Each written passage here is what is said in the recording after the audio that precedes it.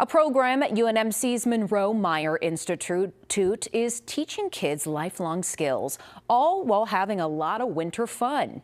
The Recreation Therapy Department's winter camp offers one-day sessions for young people with developmental disabilities. The camp includes music, sports, games, cooking, and arts and crafts.